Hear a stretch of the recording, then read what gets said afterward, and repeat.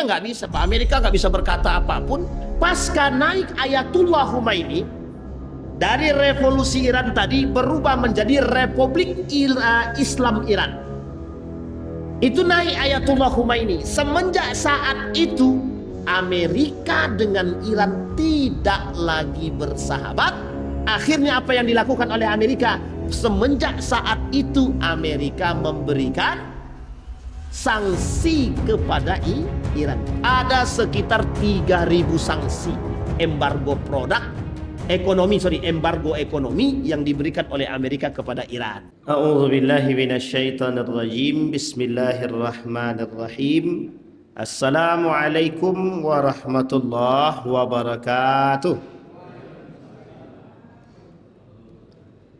Alhamdulillahi rabbil alamin.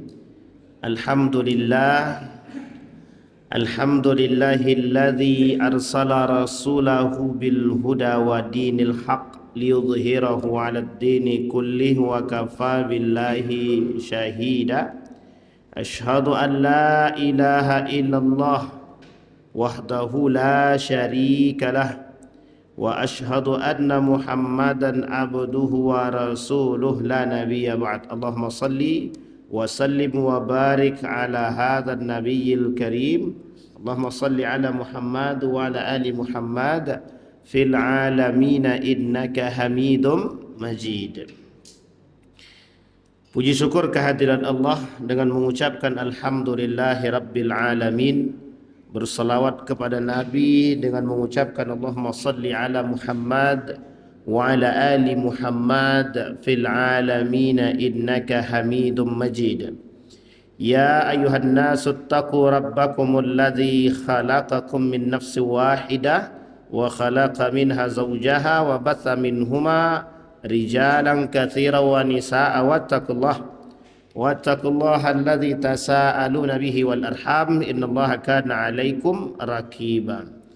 Bapak Ibu sekalian yang berbahagia, kemudian kita bersalawat kepada Nabi, insyaallah yang hadir dengan salawat yang kita bacakan Allahumma salli ala Muhammad wa ala ali Muhammad, kita menjadi orang-orang yang berhak menghuni surga. Kita menjadi orang-orang yang mendapatkan rahmat dan keberkahan serta syafaatnya. Amin ya rabbal alamin. Insyaallah husnul khatimah. Nah, Bapak Ibu sekalian yang berbahagia, doa terbaik untuk kedua orang tua yang telah mendahului Allah tempatkan di tempat terbaik di sisinya. Allah terima amal ibadahnya, Allah kumpulkan kelak bersama orang-orang yang saleh. Dan untuk orang tua kita yang masih hidup, sehat, kuat, husnul khatimah. Baik, di malam hari ini Bapak Ibu sekalian yang berbahagia, judul kita nih kalau boleh jujur ini judul-judul informatif. Memang kita nih disuruh untuk berbicara tentang sesuatu yang saat ini sedang terjadi di antara kita. Judul yang diberikan oleh abang kita, tunduknya negara-negara Arab kepada Mama Rika dan Israel. Tahu Bapak Ibu? Tunduknya negara-negara Arab kepada Amerika dan Israel. Ada yang live di sini? Live di enggak? Yakin enggak? Enggak berani? Oh, enggak berani. Jadi Bapak Ibu sekalian yang berbahagia, sebelum kita masuk ke sana, saya ingin bicara kepada Bapak Ibu, ini sekedar informasi untuk kita dalam bentuk informasi kekinian. Beberapa waktu yang lalu, Amerika dengan Iran membangun negosiasi. Pernah dengar ya? Sudah lihat di berita ya? Iran sama Amerika bangun negosiasi. Dalam negosiasi tersebut, Iran mempertahankan diri dia. Amerika meminta kepada Iran, jika perang ini ingin berhenti, maka harus ada negosiasi. Ini Amerika bilang begitu. Kalau mau perang ini berhenti, maka ada negosiasi. Dalam negosiasi itu setidaknya ada beberapa hal tuntutan Amerika terhadap Iran. Tuntutan pertama, Amerika meminta Iran memberikan uranium kepada mereka. Yang kedua, agar Iran membuka Selat Hormuz seluas-luasnya. Jadi pokoknya kata Amerika, Iran harus buka Selat Hormuz seluas-luasnya.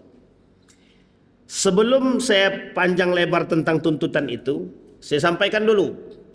Ada 7 negara setidaknya, 7 negara pemegang sumber daya minyak terbesar di dunia. Nomor 1 itu adalah Venezuela. Kan sudah ditangkap tuh presidennya. Ditangkap sama Donald Trump. Yang kedua, Arab Saudi. Arab Saudi. Yang ketiga, Iran. Yang keempat, Uni Emirat Arab. Yang kelima, yang 5, 6 ini saya agak lupa, tapi yang jelas Rusia. Yang kelima itu Rusia. Siapa? Indonesia tidak masuk. Indonesia tidak masuk. 6, 7-nya saya lupa, tapi di antara 7 negara ini yang sudah ditaklukkan oleh Amerika ada 5. Selain 2 negara. 2 negara ini mana? Iran, Rusia. Jadi Bapak Ibu, di dalam hadis baginda Nabi Muhammad sallallahu alaihi wasallam, yadhhar ma'dinun fi ardi Bani Sulaiman yuqalu lahu Fir'aun atau Fir'ani yakhruju ilaihi syirarun nas atau yuhsyaru ilaihi syirarun nas. Akan keluar dari perut bumi itu harta-harta simpanan. Ini bukan korun. Bukan korun ya. Harta-harta simpanan akan keluar dari perut bumi. Di bumi Sulaiman, Bani Sulaiman atau Bani Sulaim yang disebut Fir'aun atau Fir'an. Ia akan didatangi oleh orang-orang yang paling jahat. Nah, ini hadis ini menunjukkan bahwa munculnya negara-negara yang ingin menguasai setiap bumi-bumi Arab yang memiliki sumber daya minyak. Di negara-negara Jazirah Arab sekarang ada Bahrain, ada Qatar, ada Uni Emirat Arab, ada Kuwait, ada Oman, dan ada beberapa negara yang lain yang terkenal dengan sumber daya minyaknya, Pak. Dan itu menjadi negara kaya. Setelah ditemukan minyak, menjadi negara kaya. Dan ternyata hadis Nabi betul. Setelah orang mengetahui negara tersebut memiliki sumber daya minyak, maka orang berbondong-bondong. Termasuklah negara yang ingin menguasai. Nah, itulah sebutlah namanya adalah Amerika. Di antara 7 negara tadi 2 yang belum dikuasai, Iran dan Rusia. Di antara 7 negara ini dengan nilai minyak yang baik, gitu ya, yang paling baik di antara semua minyak yang ada dimiliki oleh 7 negara ini, yang nilainya terbaik itu hanya dimiliki oleh Iran. Jadi dari sini Bapak Ibu bisa mengerti ya, mengapa Amerika ngotot pengen menguasai Iran. Amerika pengen ngotot ingin menguasai Iran. Nah, yang ketiga tuntutan Amerika tadi, Amerika minta Iran ini pengelolaan Selat Hormuz itu dikelola bersama. Tidak dikelola oleh Iran saja. Bisa dipahami Bapak Ibu ya. Jadi Selat Hormuz ini tidak boleh dikuasai oleh Iran. Harus dikuasai oleh bersama. Pertanyaannya. Kira-kira kalau Bapak Ibu selaku negara yang cukup punya kekuatan, jawaban terhadap Amerika tadi apa atas tuntutan Amerika tadi? Masa bodoh. Ya kan? Ngapain kita tunduk? Kan begitulah bahasa kita. Dalam satu sisi, Iran ini cukup lama di embargo. Dari dulu Iran ini memang konco arek. Konco arek itu bahasa gaulnya apa ya? Sahabat karib dengan Amerika, Pak. Sebelum 1978 kurang lebih itu Iran ini kerjasamanya baik, Pak, dengan Amerika. Sebutlah dia Reza Pahlavi. Lah ini konco arek. Maka keadaan negara ketika itu, negara Iran ini, itu semuanya adopsinya Eropa semua. Karena keinginan Reza Pahlavi itu begitu dia. Dan mereka bergandeng tangan, Pak, dengan Amerika itu, Reza Pahlavi itu. Semuanya Amerika. Kalau bahasa gaulnya fans beratnya Amerika lah. Reza Pahlavi itu. Jadi semuanya harus Amerika. Nah, lambang negara Iran ketika itu ada singanya. Tahu ya, ada singa ya? Lambang negaranya dengan benderanya itu di tengah-tengahnya ada singanya. Pada saat itu, sebelum naik Ayatullah Khomeini. Jadi sebelum naik Ayatullah Khomeini itu lambang benderanya itu di tengah-tengahnya, warnanya sama, modelnya sama, hanya saja di tengah-tengahnya itu lambangnya singa sebelum naiknya Ayatullah Khomeini. Sekarang perhatikan lambang Iran tadi. Di tengah-tengah itu. Apa lambangnya? Allah. Oke? Ini kita tidak sedang memuji Iran. Tidak sedang memposisikan pendukung Iran yang tinggi. Bukan. Tapi kita sedang mengajak Bapak Ibu melihat sisi pertempuran yang terjadi antara Iran dengan Amerika. Nanti dampaknya apa kepada kita dan bagaimana pandangan Nabi dalam hadisnya tentang hal tersebut. Oke Bapak Ibu ya, itu baru kita lihat. Maka Bapak Ibu sekalian yang berbahagia, ketika Amerika melakukan negosiasi yang tadi dengan tuntutan yang seperti itu, secara akal sehat, bodoh sekali kalau Iran ingin melepaskan negaranya dengan kekuatan yang dia miliki, dengan sumber minyak yang terbaik. Otomatis kalau kita berpikir dengan akal sehat, tidak mungkin kita berikan. Betul ya? Tapi kata Iran, baik. Dengan catatan, mereka harus mengabulkan tuntutan kami, kata Iran. Satu tuntutannya, mengganti semua biaya-biaya perperangan yang pernah terjadi selama ini. Dituntut habis-habisan. Saya lupa jumlahnya, Pak. Itu sekitar, pokoknya banyak lah. Berapa ribu dolar itu. Mungkin lebih dari triliunan itu, Pak. Pokoknya tuntutannya berat. Satu. Yang kedua, membiayai segala negara yang sudah dihabisi oleh Amerika. Menjamin kemerdekaan baik itu negara yang ada di Syam, baik itu Palestina, Gazanya, Libanon, Syria dan lain sebagainya. Itu tuntutan daripada Iran. Yang ketiga, pengelolaan penuh terhadap Selat Hormuz hanya dari Iran. Yang keempat, membayar setiap persoalan minyak yang lewat itu, siapapun harus bayar. Itu kata Iran. Yang kelima, pokoknya banyak Pak tuntutannya itu. Ada sekitar 7 lebih itu tuntutannya. 10 tuntutan. Ada 10 tuntutan yang diminta oleh Iran itu. Bapak Ibu bisa bayangkan kira-kira Amerika menjawab nggak itu? Dan meminta PBB memberikan sanksi yang berat kepada. Nah, ada satu tuntutan Amerika yang mereka harapkan kepada Iran itu. Artinya dalam tuntutan itu keinginan daripada itu sendiri. Sama ketika Amerika memberikan menuntut dalam gencatan senjata itu terhadap, pokoknya kami mau berdamai gencatan senjata dengan catatan itu tidak boleh punya senjata. Nah, itu kan namanya bahasa lainnya apa ya? Kalau bahasa lainnya itu sama seperti membunuh negara itu sendiri. Jadi boleh kita berdamai tapi Hamas tidak boleh punya senjata dan tidak ada pasokan senjata. Akhirnya kalau kita masuk ke situ kan, kalau mau menyetujui gencatan senjata dan perdamaian tersebut, itu namanya bunuh diri dan harus mengakui keberadaan negara itu. Nah, tuntutannya adalah ketika itu akui kemerdekaan Israel, maka akan Amerika akan mengakui kemerdekaan Palestina. Kan tidak mungkin itu Pak. Masa dua-duanya harus saling mengakui gitu. Karena tidak mungkin Pak. Nah sama seperti itu yang dilakukan Amerika terhadap Iran. Tahu Bapak Ibu apa yang terjadi di balik itu? Amerika mengancam melalui beberapa media.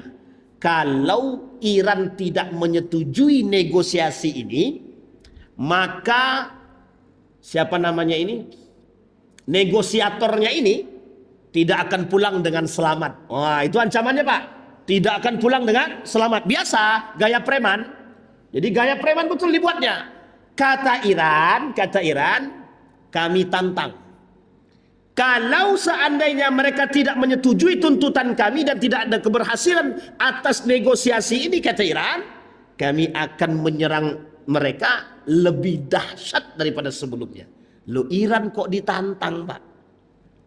Iran kok ditantang. Jadi yang salah tantang itu Amerika. Sepertinya Amerika ini salah tantang. Makanya Donald Trump pucat itu Pak sebenarnya. Jadi mereka siapkan. Mereka buatlah berita bahwa Selat Hormuz sudah dikepung. Ingin dibom, ingin dihabisin. Kata IRGC, penjaga Selat Hormuz itu, tenang, masih aman, kami masih di sini. Itu ndak ada hoax aja kata dia. Akhirnya nggak bisa Pak. Amerika nggak bisa berkata apapun. Hari ini sedang dalam keadaan yang Arab cemas Pak. Nah sekarang Bapak Ibu, salah satu yang harus dilakukan oleh negara-negara seperti sekutunya Amerika ini adalah bagaimana menjaga kepercayaan negara-negara yang berada di bawah tekanan mereka, yang tunduk kepada Amerika. Sebutlah negara-negara tersebut Jazirah Arab misalkan. Nah jadi Jazirah Arab ini negara-negara mana yang tunduk kepada Amerika ini? Yang sudah masuk dalam beradaan kekuasaan itu beberapa negara Arab tadi, termasuk Uni Emirat Arab, Arab Saudi dan lain sebagainya. Nah Bapak Ibu sekalian yang berbahagia, negara-negara ini itu otomatis Pak, bukan otomatis sih sebenarnya, kalau bahasa kasar kita agak kecil kemungkinan mereka akan melawan kepada Amerika. Kenapa? Makanya mereka hanya bisa menjadi sebagai mediator untuk memediasi antara Amerika dengan Iran. Kalau untuk berperang tidak mungkin Pak. Tidak mungkin karena mereka di bawah genggaman Amerika. Terlebih lagi persoalan minyak dan sumber daya itu sudah dikuasai oleh mereka. Jadi bahasa kasarnya begini. Lo kan negara lo punya sumber minyak. Tapi kan lo belum punya alat yang canggih. No, kami kasih kerja sama. Dikayakan Pak. Dikayakan pemimpinnya, dikayakan. Pokoknya semua dikayakan. Tapi secara diam-diam dicaplok tuh sama Amerika. Nah, dibuat teken kontrak yang panjang. Pokoknya diberikan perlindungan, latihan militer dilatih, persenjataan disediakan. Wah, ini pula pinternya Amerika. Akhirnya satu negara yang ingin menjaga keamanan satu negara melalui militernya mesti tergiur Pak. Apalagi Amerika punya banyak kerjasama kan dengan beberapa negara sekutu seperti Inggris. Ya kan? Nah akhirnya Prancis, akhirnya negara-negara Arab ini Bapak Ibu melalui bahasa itu menyetujuilah. Makanya hari ini kalau Bapak Ibu lihat, apa mungkin negara Arab itu tunduk kepada negara-negara di Arab itu tunduk kepada Amerika? Kecil kemungkinan. Yang kedua, ada yang keduanya. Pasca runtuhnya Turki Utsmani terjadi berbagai macam perjanjian. Salah satu diantaranya deklarasi Balfour. Kalau bahasa gaul saya begini, perjanjian pengkhianatan.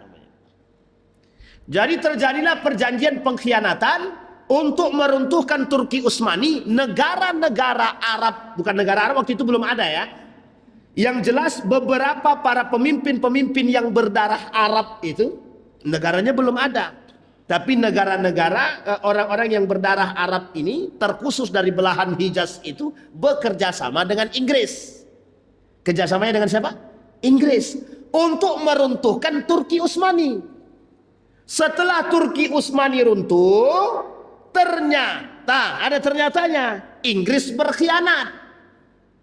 Akhirnya Sharif Hussein, ada seorang gubernur Hijaz pada masa dinasti Turki Utsmani ketika itu memberontak kepada Turki Utsmani dengan perjanjian untuk mendapatkan tempat sebagai penguasaan penuh atas Hijaz. Hijaz ini Mekah dan Madinah dan sekitarnya. Karena di situ sumber dayanya nampak. Kalau orang pergi haji kan jelas bayarnya Pak. Tahu duitnya nampak Pak, sumbernya tahu. Oleh Inggris, kata Inggris, siap. Pokoknya kalau Turki Utsmani kalah, ini bahasa kita ya. Kalau Turki Utsmani kalah, penguasaan Hijaz, Mekah, Madinah seutuhnya kami berikan kepadamu. Wah, tergiurlah kawan nih Pak. Akhir terjadilah pengkhianatan. Akhirnya Turki Utsmani runtuh. Uniknya Inggris berkhianat kepada Syarif Hussein. Apa pengkhianatan yang dilakukan oleh Inggris? Ternyata Mekah, Madinah, Hijaz ini tidak diberikan kepada Syarif Hussein. Tapi diberikanlah kepada kelompok lain yang bernama Ibnu Saud. Tahu Bapak Ibu Ibnu Saud itu siapa? Pendiri negara Saudi Arabia sekarang. Ada kerjasamanya Ustadz? Ada. Apa kerjasamanya? Karena mereka mendukung Inggris dalam Perang Dunia Pertama dan pada akhirnya dimenangkan oleh Inggris. Inggris lebih memilih bekerja sama dengan Ibnu Saud ketimbang Syarif Hussein. Syarif Hussein ini keturunan Nabi. Akhir terjadi dipanggillah Syarif Hussein, dipindahkanlah Syarif Hussein ke Yordania, dijadikanlah anaknya raja di sana. Apa kata Syarif Hussein? Kalau aku tahu Inggris ini pengkhianat, aku tidak akan kerjasama. Sama Pak dengan Turki Utsmani. Kalau tahu Syarif Hussein itu pengkhianat, nggak mungkin juga dia akan kasih peluang. Begitulah Pak akhir daripada. Meskipun pada akhirnya Syarif Hussein ini mengakui merasa berdosa dan bertaubat kepada Allah. Kata anaknya, dalam pengakuan anaknya, dia mengakui kesalahannya atas pengkhianatan yang dia lakukan terhadap Turki Utsmani. Jadi Bapak Ibu, ketika kerajaan Islam itu berjaya, pada masa Turki Utsmani itu banyak negara-negara, banyak kerajaan-kerajaan kecil Islam itu berkhianat, yang diberikan janji-janji manis oleh Inggris untuk berkhianat atau memberontak kepada Turki Utsmani. Ternyata setelah Inggris menang, mereka tidak diberikan apa? Tidak diberikan apapun. Yang parahnya lagi, ada yang parahnya lagi. Di sini awal mulanya Pak, awal mulanya di sini. Turki Utsmani runtuh, habis Turki Utsmani, apa yang terjadi? Yang terjadi adalah Inggris memberikan sebidang tanah dan penguasaan Palestina itu kepada kelompok ya. Setelah itu baru negara-negara Arab ini lahir. Makanya 1940-an, lebih kurang 1946 kalau tidak salah, boleh dicek di Google itu, barulah berdiri kerajaan Arab Saudi. Barulah lahir negara-negara yang lain, negara-negara jazirah yang ada di jazirah Arab itu. Kuwait, Qatar, Oman, Bahrain. Ketika itu belum ada minyak, belum ditemukan. Setelah ditemukan minyak, mereka baru merasa adik kuasa, merasa berjaya. Pengelolaan minyaknya diberikan langsung dari siapa? Pengelolaan minyaknya, pengolahan minyaknya langsung dari Eropa. Disinilah terjadi hutang budi. Nah, disinilah Bapak Ibu. Maka kalau kita kata, mungkinkah negara Arab itu mereka mendukung Iran atau mohon maaf bertikai dengan Amerika? Bahasa sederhananya kecil kemungkinan. Makanya Bapak Ibu, ketika Donald Trump datang ke negara-negara Arab ini, negara Arab senang, dia tunduk dia Pak. Makanya apa kata Donald Trump? Terima kasih kepada negara-negara yang sudah mendukung kami, yang berada dalam sekutu kami, kata Donald Trump. Disebutkanlah negara Uni Emirat Arab dan beberapa negara-negara jazirah Arab yang lain, di luar daripada Turki, Rusia, Cina, Iran, dan beberapa negara yang lain yang tidak ikut andil dalam persekutuan bersama dengan Amerika. Tapi setidaknya beberapa negara di jazirah Arab itu sudah masuk dalam pusaran itu. Sampai di sini bisa dipahami Bapak Ibu ya. Nah, persoalan utamanya adalah negara-negara seperti Amerika ini kan dulu dikuasai oleh Inggris, Ustaz. Kenapa kok sekarang dikuasai oleh Amerika? Tidak lepas daripada Perang Dunia Kedua. Ketika Amerika menjadi pemain utama dalam Perang Dunia Kedua, disinilah Amerika mencoba menegosiasikan siapa saja yang masuk dalam urutan barisan dia untuk melakukan perperangan tersebut. Akhirnya dimenangkan oleh Amerika. Disinilah baru terjadi perpindahan tangan dari Inggris ke Amerika. Pertanyaannya adalah, apakah Inggris dan Amerika ini akan bertikai? Kecil kemungkinan, karena mereka bersekutu dengan baik dari dulu sampai sekarang. Saya dipahami baik-baik ya? Jadi mau Inggris mau Amerika sama-sama tidak benar. Inggris pernah memberikan tempat kepada untuk tinggal di Palestina. Begitu juga Amerika. Zionis yang dibangun memperkuat, mereka sangat suka bahwa ini memiliki tempat di Palestina, termasuk negara yang mendukung untuk berdirinya negara yang makanya Bapak Ibu, kalau bahasa saya sederhana saja, Amerika itu boneka, namanya negara boneka. Negara bonekanya siapa? Negara bonekanya Makanya kalau ada orang bertanya, oh Iran sama Amerika itu dulu bersahabat loh. Ya dulu, sebelum 1977 kalau saya tak salah. Pasca naik Ayatullah Khomeini, dari revolusi Iran tadi berubah menjadi Republik Islam Iran. Itu naik Ayatullah Khomeini. Semenjak saat itu Amerika dengan Iran tidak lagi bersahabat. Akhirnya apa yang dilakukan oleh Amerika? Semenjak saat itu Amerika memberikan sanksi kepada Iran. Ada sekitar 3.000 sanksi embargo ekonomi yang diberikan oleh Amerika kepada Iran. Uniknya Pak, hasil daripada embargo melahirkan orang-orang yang punya prinsip. Kita yang menikmati hidup nggak punya keberanian, justru ikut tunduk terhadap Amerika. Na'udzubillahi tsumma na'udzubillah. Nah, kembali kepada poin tadi. Maka Bapak Ibu, sebelum Ayatullah ini dibom, meninggal Ayatullah ini, dalam pidatonya selama 12 menit Ayatullah menyampaikan beberapa pesan penting. 6 menit pertama Ayatullah menyampaikan mengapa harus melawan Amerika itu. Satu, yang membunuh orang tuanya. Jadi Amerika ini yang membunuh orang tuanya Ayatullah Khomeini. Yang kedua, yang ikut merusak Islam dan beberapa negara-negara yang ada di Syam seperti Palestina, Yordania, Libanon dan lain sebagainya, Syria, itu tidak lepas daripada campur tangan Amerika.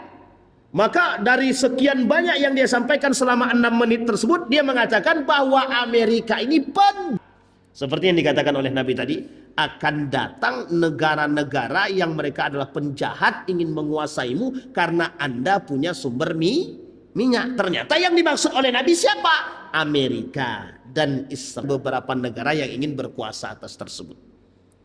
Nah, jadi Bapak Ibu sekalian yang berbahagia, nah itulah alasan mengapa Ayatullah Khomeini tetap ingin memerangi Amerika. Satu diantaranya adalah membunuh ayahnya, kemudian telah mengembargo sekalian begitu lamanya 40 tahun lebih. Kemudian sudah banyak umat muslim yang dibasmi oleh mereka, termasuk baik itu yang di Syria, Libanon dan lain sebagainya. Sampai hari ini Pak, itu yang wafat, yang tewas, yang syahid mungkin di sisi Allah itu di Libanon itu sudah lebih dari 100 ribuan. Bayangkan itu. Libanon itu baru-baru ini Akhirnya sekarang ini Amerika tidak lagi menyasar Palestina saja, Gaza saja. Bisa jadi satu saat, na'udzubillah tsumma na'udzubillah, bisa jadi satu saat mereka juga akan menyerang kita. Sampai di sini bisa dipahami ya Bapak Ibu ya. Begitulah Ustadz, ini perang apa sebenarnya? Ini tajam sebenarnya Pak. Memang begitu. Kita poinkan dulu. Itulah tuntutan oleh Amerika dalam tuntutan negosiasi tersebut. Mereka tidak mau. Jangan, pokoknya tekan mereka, minta mereka harus menyetujui permintaan kita saja. Kan maunya menang sendiri. Kan itulah Donald, ya itulah Donald itu kan. Jadi Pak Donald ini hanya mau disetir oleh Netanyahu. Kalau bahasa yang lain sebut apa namanya? Nah itulah Netanyahu lah pokoknya. Jadi memang kelihatan bahwa Pak Donald ini memang di-steer. Nah di dalam negosiasi tersebut yang memang diharapkan oleh Amerika itu sebenarnya tidak banyak. Memang mereka hanya menjadi penyambung lidah daripada kepentingan Israel. Makanya Bapak Ibu, Iran tidak gentar deh. Kenapa Iran tidak gentar? Satu, di sebelum wafatnya Ali Khomeini tersebut dia pernah katakan, kami kalau masih tetap ngotot pengen perang nggak apa-apa, nanti kami keluarkan senjata andalan. Disinilah Amerika takut Pak. Malam itu juga Bapak Ibu, malam itu juga itu Donald Trump sebelum wafatnya Ayatullah itu, Donald Trump malam itu juga berkumpul Pak, berkumpul dengan parlemen-parlemen dia, orang-orang pentingnya itu, bagaimana caranya membunuh Ayatullah.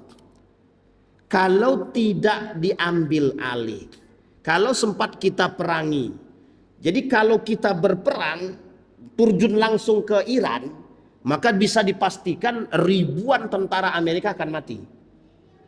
Jadi Amerika mikir juga ini Pak, mikir. Dan itu ternyata berkali-kali disampaikan oleh Ayatullah Pak, sebelum dia wafat itu. Dan itu menjadi ketakutan bagi Amerika. Nah, disinilah Bapak Ibu Amerika memunculkan satu hal yang mereka inginkan adalah negosiasi. Sebenarnya Bapak Ibu, Amerika dan sudah Arab cemas, sudah sangat khawatir. Tekanan psikologinya Donald Trump ini kencang, tinggi. Bapak Ibu tahu di Amerika itu hari ini di Amerika itu banyak sekali demo bahwa meminta Trump menghentikan. Pokoknya apapun alasannya berhenti. Karena mereka tahu nih Pak, kata Iran bilang begini. Ini kalau seandainya di akhir kemarin ini, setelah selesai negosiasi tidak menemukan titik, Iran mulai ingin menyasarkan rudalnya ini bukan hanya lagi ke Israel, tapi ingin masuk ke Amerika. Jadi kalau sudah masuk ke situ, kira-kira berapa banyak manusia yang akan mati di situ? Banyak Pak, bukan hanya Donald Trump saja, bukan hanya petinggi-petinggi saja, militer saja, tapi sudah menyasar kepada warga sipil. Apa kata Iran? Kami tidak mau tahu dan no comment. Anda lawan, kami lawan. Anda ajak perang, kami lawan. Karena pembuka perangnya bukan Iran Pak, pembuka perangnya adalah Amerika. Maka mereka mengatakan harapan Amerika ketika itu terbunuhnya Ali Khomeini itu, maka Iran melemah. Ternyata justru melahirkan pemimpin-pemimpin yang lain yang mereka katakan lebih baik kami mati daripada harus mengalah. Sama halnya Pak ketika Palestina dikiranya tunduk setelah wafatnya pimpinan. Jadi Bapak Ibu, inilah kondisi kita sekarang, bahwa memang Amerika ini egonya kan tinggi sebagai pemegang kekuasaan. Maka terjadilah sekarang ini Bapak Ibu, unik Bapak Ibu, ada uniknya sekarang itu. Jadi Selat Hormuz itu ditutup, diblok. Amerika, negara-negara manapun yang melintasi itu akan diserang oleh Amerika. Ketika Cina lewat, Amerika nggak berani Pak.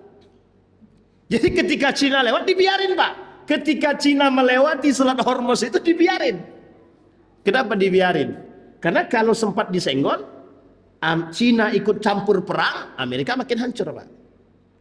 Dan apa yang terjadi baru-baru ini beberapa hari yang lalu, Cina dan Rusia membuka peluang. Jika masih terus nekat ingin perang, maka besar kemungkinan Cina dan Rusia akan membantu Iran.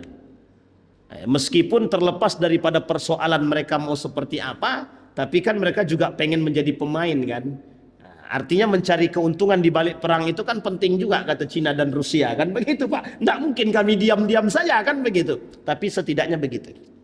Nah Bapak Ibu sekalian yang berbahagia, kita perhatikan. Apakah, nah sekarang kita lihat Pak dari sisi yang lain. Apakah keadaan seperti ini tidak pernah disampaikan oleh Nabi? Apakah hal-hal seperti ini tidak pernah terjadi di dalam dunia Islam? Kalau kita merujuk kepada sejarah, pernah. Islam itu akan dikerdilkan. Islam itu akan dikecilkan. Islam itu akan diasingkan. Bagi mereka yang tidak menyukai Islam, termasuk negara-negara Eropa Barat itu, bagi mereka Islam adalah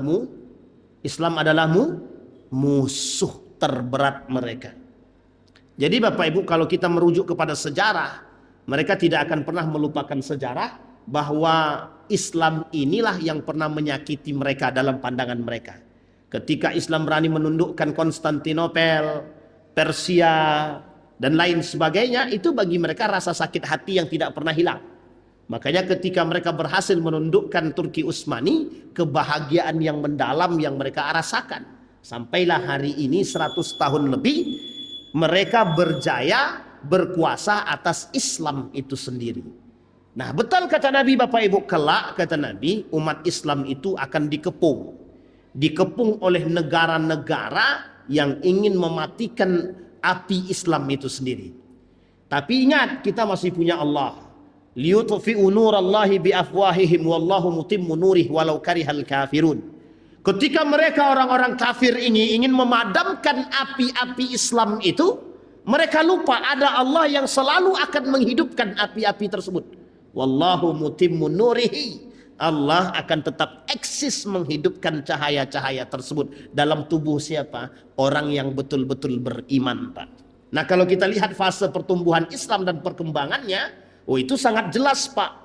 Mulai dari baginda Nabi sampai Turki Utsmani, itu Islam berjaya terus itu Pak, berjaya terus. Nah, lepas Turki Utsmani runtuhlah Islam, pastilah Islam itu akan bangkit kembali Pak. Walillahil izzah.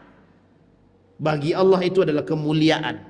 Dan kemuliaan-kemuliaan itu akan Allah berikan kepada siapa? Orang yang memuliakan Allah.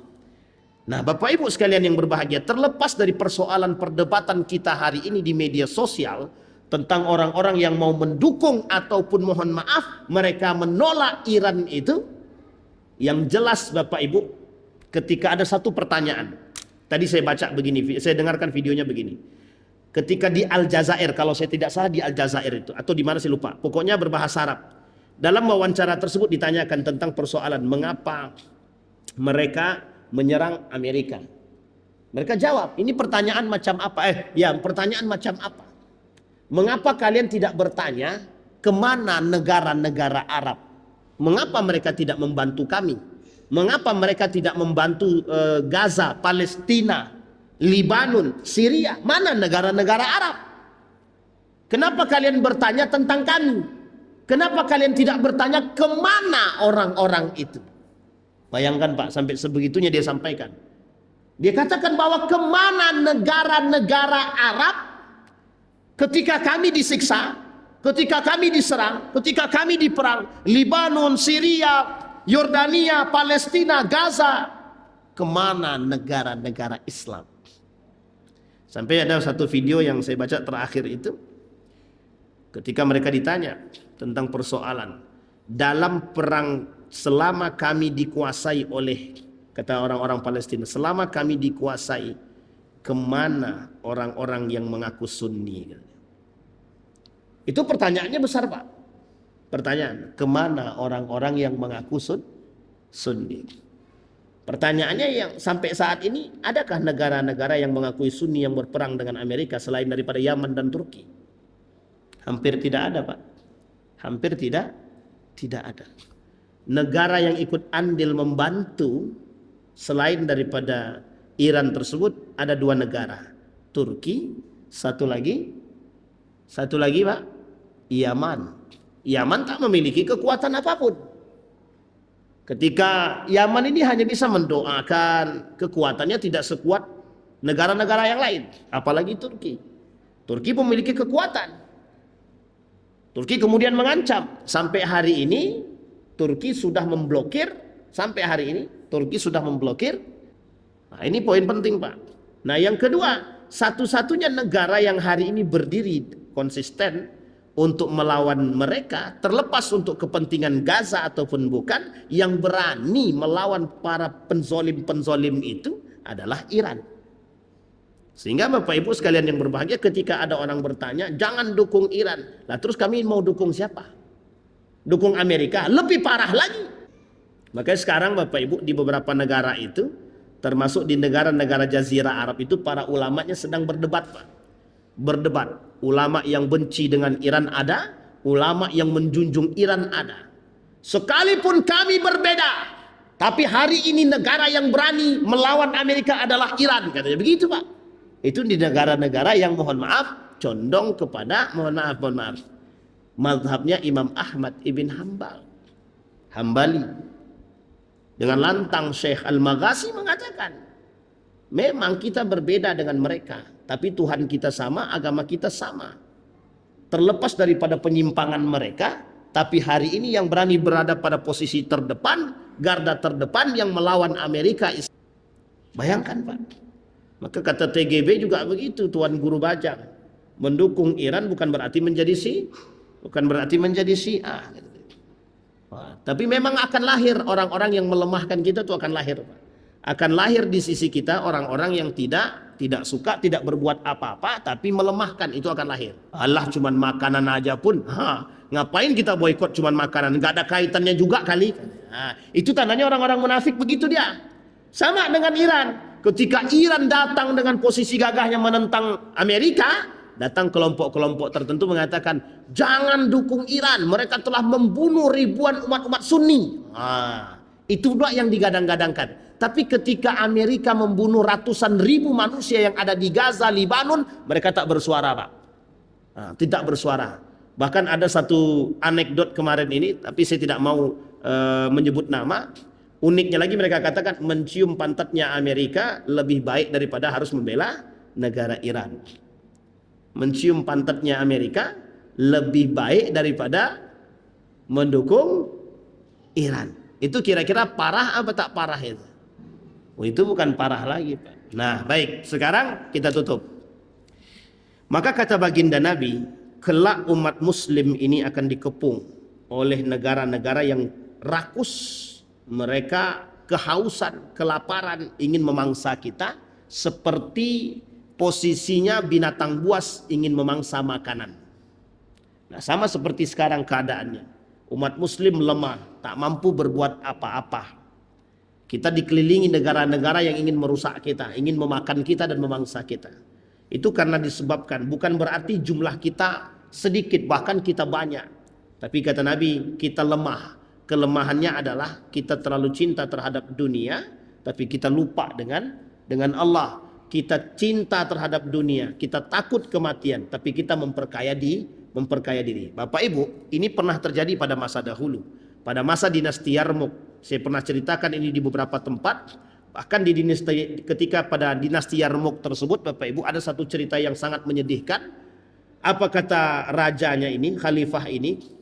Lebih baik aku mencari merpati-merpatiku yang hilang sudah 3 hari, ketimbang harus mengurus jenazah 70.000 masyarakat Palestina dan Gaza yang terbunuh di Baitul Maqdis. Bisa dibayangkan kalimat itu?